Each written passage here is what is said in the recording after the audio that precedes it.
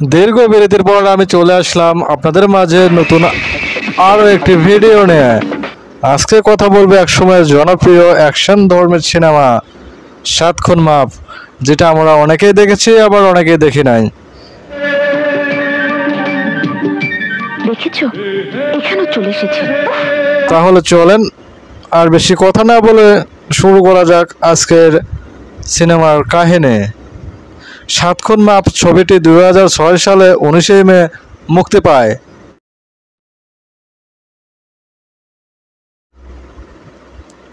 গল্পটি action drama উপর কাহিনী। চলেন ছবিটির কিছু কাহিনী সারসংক্ষেপ জেনে নেই।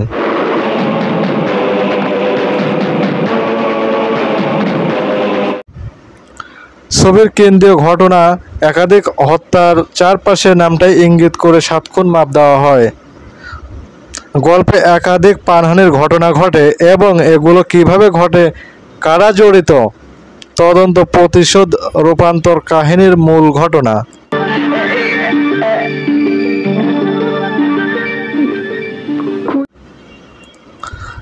এই ছবিতে অভিনয় করেছেন বর্তমান সময়ের জনপ্রিয় সুপারস্টার শাকিব খান এবং 2010 সালের আগে সুপারস্টারদের মধ্যে আমরা ধরতে পারি চিত্রনায়ক আমিন খান।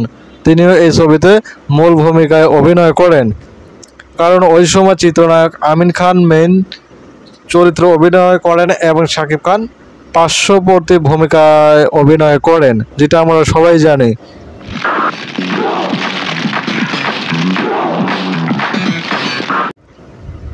পাশাপাশি অভিনয় করেছেন মনিকা, নদী, মিজু আহমেদ, পায়েল, বিপ্লব, রেহানা, জলি ইত্যাদি আরো অনেকে। সময় থাকতে মায়ের করে ফিরে যা, নয়তো শামসুর কোপে তোকে জীবন দিতে হবে। এর ঘনিষ্ঠ কেউ কোনো অপরাধ অপকর্মে জড়ায় বা পারিবারিক অন্যায় ঘটে, তার প্রতিশোধ বা সত্য উদ্ঘাটনের একের পর এক সংঘর্ষ ঘটে এবং সেটি ক্লাইম্যাক্সে গিয়ে বড় খলনায়কের উন্মোচন পৌঁছে। ছবির নাম থেকে বোঝা যায় 7টি চলচ্চিত্রে কোনোভাবে গুরুত্বপূর্ণ হতে পারে 7টি ঘটনার সাক্ষীর হত্যার মহড়া।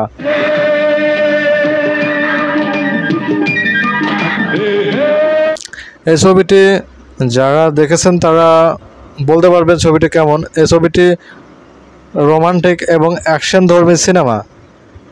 এই ছবিটিতে যেমন রয়েছে পারিবারিক গল্প, তেমনি রয়েছে রোমান্টিক গল্প এবং এই ছবিতে চলে এসেছে কিভাবে একজন বাবার হত্যার প্রতিশোধ নেওয়ার জন্য দুটি ভাই চিত্রনায়ক আমিন খান এবং শাকিব খান এই ছবিতে দুজনেই একে অপরের ভাই চরিত্রে অভিনয় করেন এবং ছোটোকালে তারা হারিয়ে যায় এবং অনেক অ্যাকশন আছে এবং নায়করা যখন এন্ট্রি করে তার ফার্স্ট এন্ট্রির অ্যাকশনগুলো দেখতে অনেক সুন্দর এবং বর্তমান সময়ে এমন অ্যাকশনগুলো দেখা যায় না।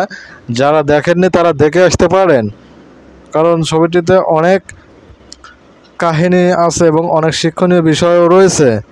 যারা বাংলা সিনেমা পছন্দ করেন আশা করি তারা দেখবেন।